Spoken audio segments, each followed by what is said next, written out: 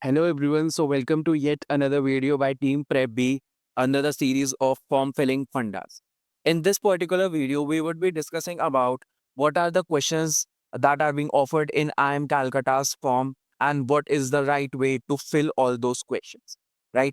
But first thing first, let me also talk about what are the steps to be followed when and once any form is released and there are a few questions in that particular form, right? So if there are any questions, the Prep team will provide a guide video to answer those questions. The second step would be follow those instructions, write your answers, and get them reviewed by your mentor. So obviously, if you're part of Prep family, you would have been provided with a group mentor or a personalized mentor or individual mentor, right? So once you are ready with your answer, you can definitely go to your mentor and make sure that your answer is vetted by your mentor. Also, now what we have started is that we always release level 2 review slots, right? So in that particular thing, you can also go a level above. Once your mentor has reviewed your answer, you can also come to L2 form review slots, and in that also you can get your answer reviewed. So it's sort of make sure that your answer is vetted by two mentors separately, and now your answer is completely refined to be submitted. Apart from that, we also offer videos under the series named Charcha A B School. This particular series will help you get extra insights pertaining to a particular B school, and you can sort of take those insights from that video. And if you feel that makes sense to you, you can plug in those insights to your particular answer, right?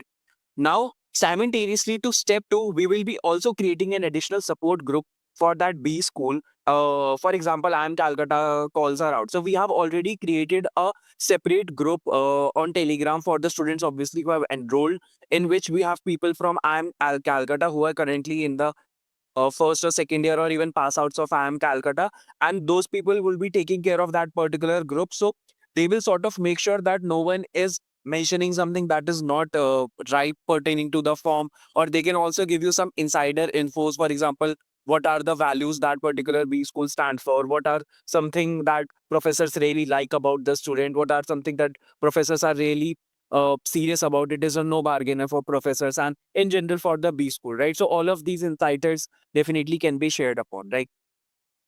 So a person can expect guidance, insights, and support, but not reviews. Obviously, for reviews, you have your mentors and a L2 review slot. Apart from that, we have a lot of things in that particular group, and this goes for all the big schools, right? For any big school, if the calls are out and you have a call and you are a part of Prep B family, you will be added to that group. All right. So now let me start with the questions. Firstly, let me start with a question that I mentioned very straightforward, and it requires not a lot of brain, but a little bit of scrutiny per se to fill this question, right? So first is extracurricular activities. See, before filling this particular question, no, please be clear in your mind that there is a very thin difference between extracurricular activities and co-curricular activities, right? So here, what we have to mention are the extra and not co, right? So, for example, Olympiads, participating in case competition, being part of academic clubs, all of these are things that are part of co-curricular activities because these sort of complements your core curriculum that you have been studying till now, right? So please don't mention all of these things. What you have to focus in this particular question are the extracurricular activities. Extracurricular activities can include your participation in sports, in other cultural activities like dance, music, nukkad natak, etc. If you have been a part of any social or cultural event for that matter, you were part of a NGO, you volunteered for an NGO, all of these things can definitely be mentioned in this particular column. You have to select the level, and then you have to sort of bring out what were the honors or awards that were given to you, right? So this is something that you should keep in mind, that mention extracurriculars, not co-curriculars. Coming to second thing, academic distinctions, prizes, awards, and any other useful thing information. So this particular question directly talks about your academics, right? So in this particular any other useful information, mention any information that you feel is very important, very significant to your academic profile and not anything else, right? So you can talk about if you were a rank holder in your undergrad, if you were a top scorer in your undergrad, if you were top 1%, top 5%, right? And you have achieved something for that, you have a merit certificate for that, then only you should ideally mention it in it, right? Or if you had any sort of scholarships. But in scholarships also, please be mindful that it should be a merit linked scholarship and not a need based scholarship, right? So if you have achieved a scholarship in your undergrad or in your school that was merit linked, that was given to you by your school or college by the virtue of your performance in an academic journey, then only mention it. Apart from that, you can also mention about Olympiads if you have won any, or any similar sort of competition that are somewhat organized at a national level, that are backed by academic knowledge, and then you have cracked it, right? So these are two things that you should keep in mind while answering this question. And again, the most important thing is that if this thing not is not applicable to you, you can leave it blank. Please don't fabricate anything to put it into this particular section. If you don't have anything to write in sports or academic distinctions or prizes, etc., please leave it blank. It is not a mandatory question that you have to fit, right? So when we have discussed about the direct questions, now let us talk about the questions that are very important. And to answer these questions, what we have done is that we have interacted with a few people from IIM Calcutta, got their insights, and in one line we have tried to sum up what those people had to say about these questions. And also to help you out, we derived certain frameworks, or we can say we derived certain flow, which will sort of make sure that whatever qualitatively has been mentioned by the people studying in IIM Calcutta is sort of taken care of. So next question is, list your hobby, not more than two, with brief description. So what a IIM Calcutta person has to say about this is that write one or two very specific hobbies. So first keyword over here is specific hobbies that you are quite serious about, right? Second keyword is quite serious about. Along few mention if any incidents or events to make it more realistic. So mentioning incidents and events is also something that we have to look for in this particular answer. Also, you can share a story about how you started pursuing that particular activity. You can write about how that hobby helps you in your day-to-day life, right? So what are the key major takeaway? Firstly, it should be very specific hobby. You should be very serious about it. You should mention certain incidents about that particular hobby to make it sound realistic. You should talk about the story behind why you started it, and also what is the impact of that particular hobby in your day-to-day life.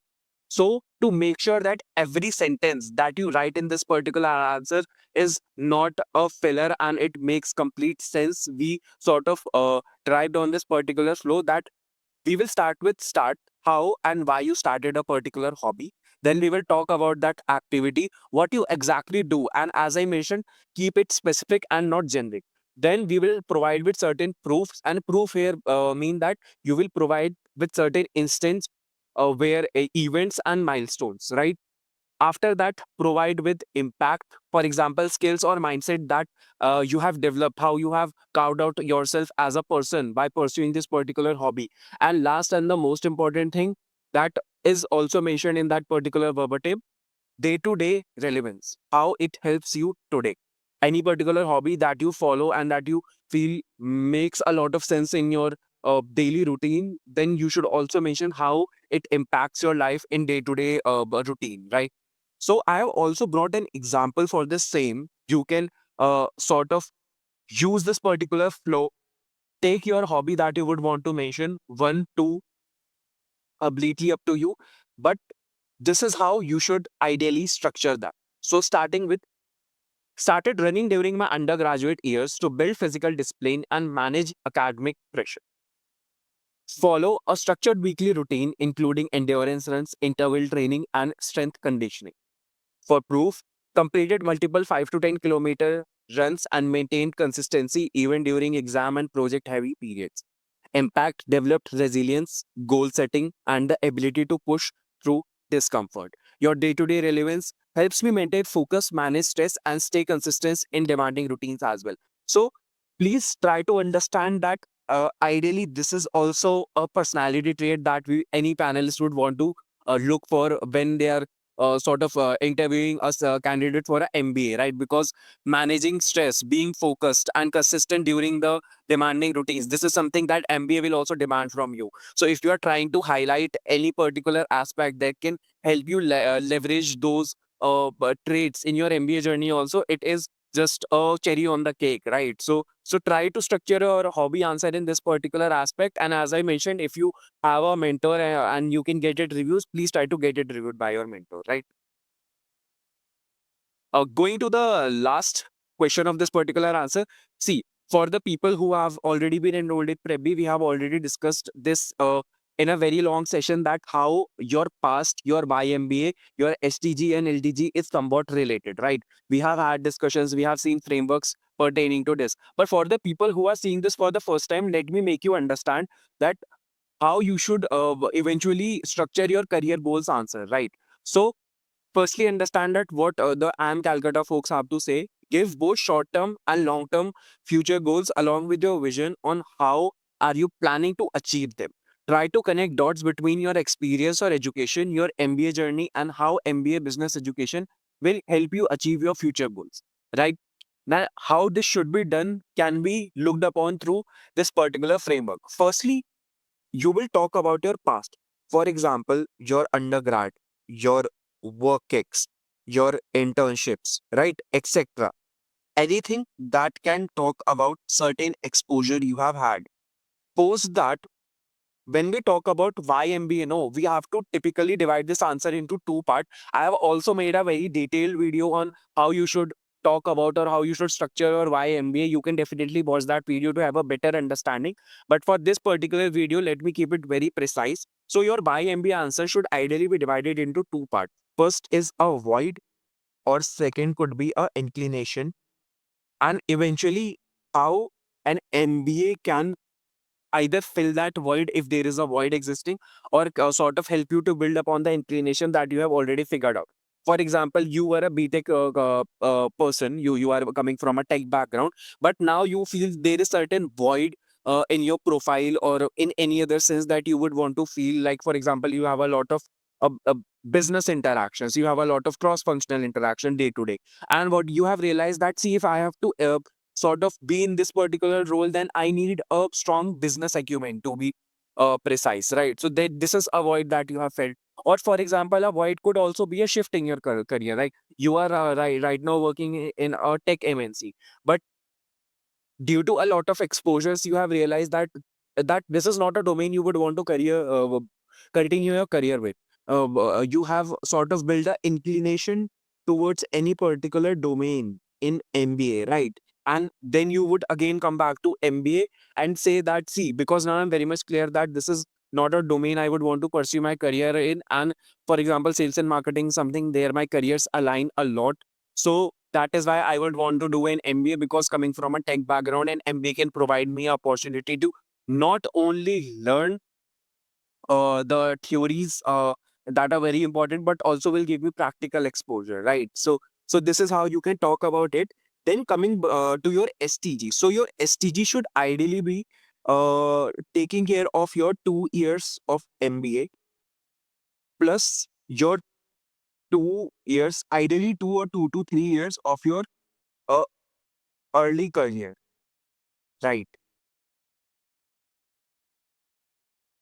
Right. So early career of yours, right? So this is something that you have to make sure that this is how your short term goal should look like, and then your long term goal could ideally be a 15-year plus thing. So the only tip that I would give here is that don't be very rigid by talking about your long term goal, because see, market is very dynamic, and if you showcase rigidity in your long term goal, then there are a lot of possibilities that a panelist can grill you, right? Because you have to showcase that you are very much agile in terms of evolving market dynamics, and you are a person who would want to create an impact, and you are not a person who is just chasing a particular CTC, or a person who is chasing a particular uh, particular job role. For example, a particular position ki I want to become a CEO only, or I would want to earn 1 CR plus CTC, right? So you have to showcase yourself as an impact driven person and a very agile person while talking about your long term goals, right?